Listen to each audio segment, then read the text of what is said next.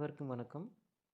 ஜிட்டு கிருஷ்ணமூர்த்தி அப்படிங்கிற ஒரு ஞானி நம்முடைய இந்தியாவுல 1890களில் பிறந்து,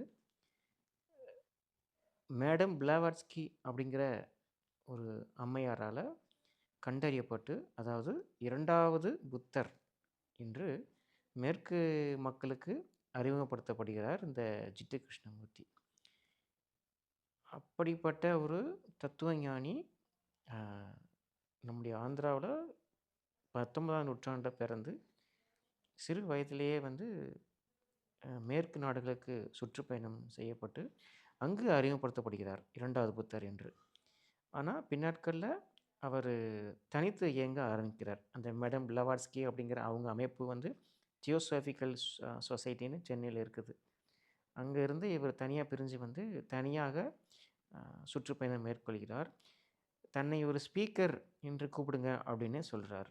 தன்னை ஒரு குரு என்றோ, ஆசான் என்றோ சொல்ல வேண்டாம் என்று கேட்டுக்கொண்டு, அனைத்து மக்களையுமே தன்னை ஒரு ஸ்பீக்கர் என்று கூப்பிடுங்கன்னு சொல்றாரு.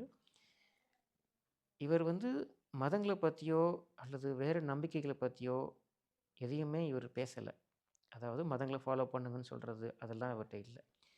இவர் சொல்லக்கூடிய ஒரே விஷயம் என்னன்னா, ஆ உங்க மனச அப்படியே பாருங்க.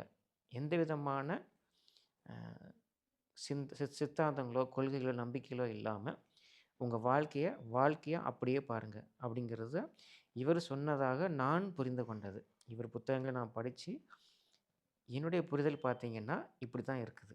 அதாவது வாழ்க்கையா பாருங்கன்னு. அ உதாரணமா பார்த்தீங்கன்னா, ஒரு பூவ நீங்க பார்க்கும் பொழுது, நமக்கு கற்பனைகள் வரும் இல்லையா? இந்த பூ நல்லா இருக்குது. இந்த பூவ வீட்டுக்கு எடுத்துட்டு போனா நல்லாயிருக்கும். இது வாசமா இருக்குன்னு.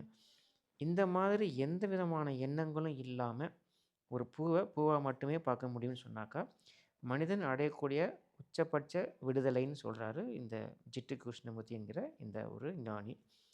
ஆ இவரு புத்தகம் நெறைய இவர் பேசின நெறைய விஷயங்கள புத்தகமாக போட்டிருக்கிறாங்க.